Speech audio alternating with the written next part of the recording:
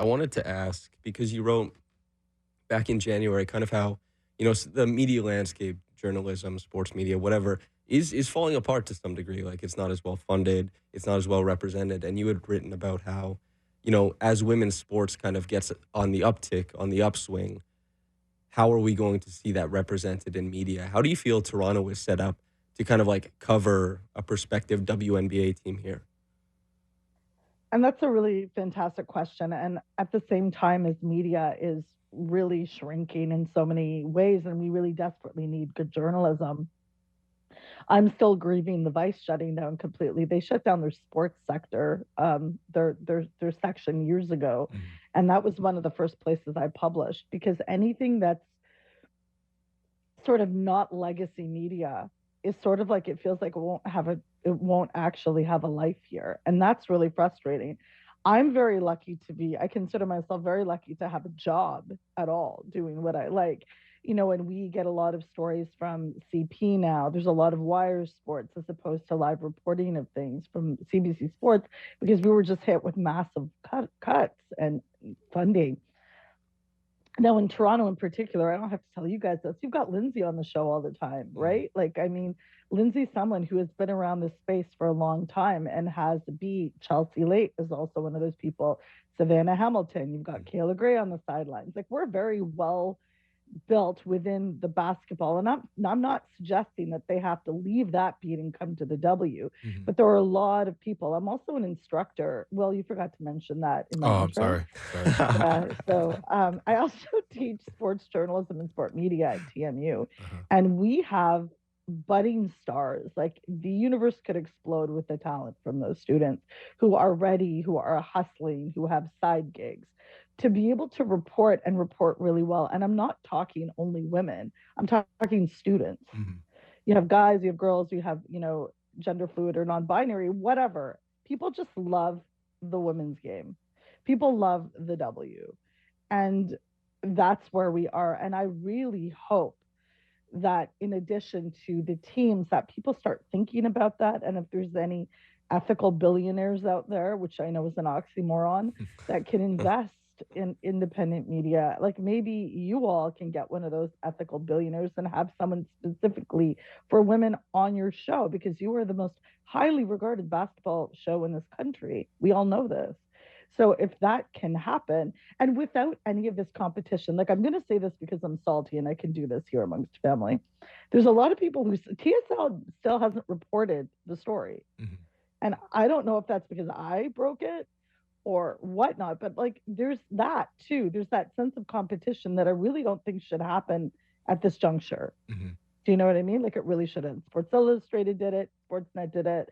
I have a lot of people, a lot of colleagues texting me, congratulating me on the scoop. News isn't my day to day. So this was Mhm.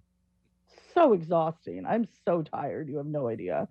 And like, I want to crawl back into my columnist happy place. But like, this is important. And there's so much around the structure of media that's needs uplifting right now in every sense. So I really, really hope that happens. And with these new leagues, proposed leagues, we've seen with the PWHL, we've Mhm. seen not only opportunities for reporting, but I want those people to be remunerated.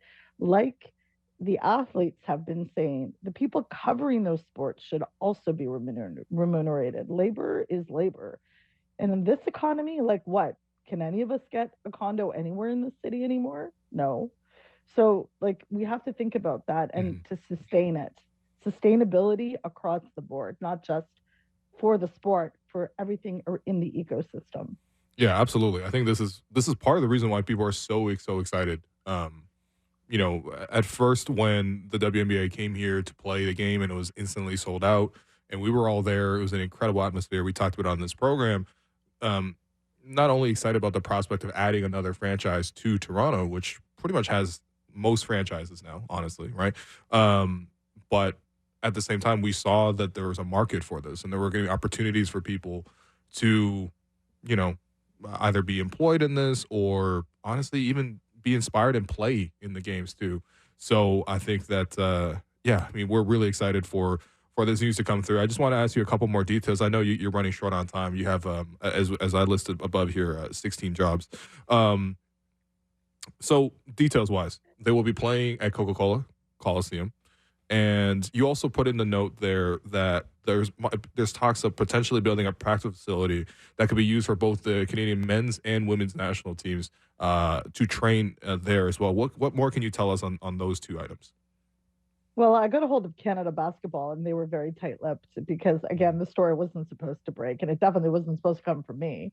So that's part of the fun. But yeah, there's going to have to be a lot of permit allowance, and also even if they play at Coca-Cola, there needs to be systems of humidity control and cooling in order to ensure that the arena can go back to being the hockey arena that it needs to be for the Marlies.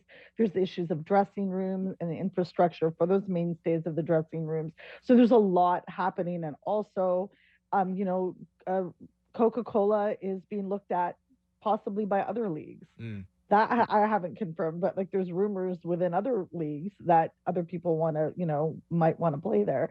Because one of the problems my sources told me in Canada and in Toronto in particular, there's a shortage of mid-level venues. Okay. So you've either got really small places or you've got massive places. What we really need is the infrastructure to help with that growth. Like you can't go from 0 to 1,000 all the time. There needs to be those steps for growth. So in addition to this, the league is proposing to start, or the new team would start 2026 season, which also happens to be the Men's World Cup in this city. So there's a lot of questions and things that need to be fully answered. They would have to get permission, essentially an agreement from the city of Toronto and from FIFA to have those games there. And if not, one of the other brilliant things is that one of my sources told me that it would be pegged as Canada's team. So if there would be games possibly across the country, they might do that. And Tannenbaum has the money for that. So there's ways to go around those hurdles.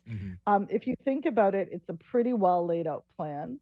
There is room for expansion in this country, but we're not 100% sure yet on where it will be, but most likely, yes, Coca-Cola Coliseum. But there's just things that have to be, finalized. Yeah, and I think it's really exciting, but also could be a potential challenge too, because it does seem like a tight timeline regardless. Not to plug Prehistoric Alex's book, but it does give me a little bit of those vibes as to everyone scrambling and making this whole thing come together in time. You know what though, Will? I don't know. Look at what the PWHL did. You're right. Do anything, bro. What are you talking about? You're right. Look, we could do it for no, I'm not going to say we can do it for 2025, but I just think time will go by fast. Okay. Well, we'll look forward to it, and I'm really excited. This is such a great development for basketball in Canada, and just wishing the project the best of support. But Shireen, I appreciate you. You are very busy, and I understand you've been very busy chasing this story. So I hope you get some downtime after this is all done. But enjoy your time in the spotlight, regardless. Thank you. Thank you. Thanks for having me, guys.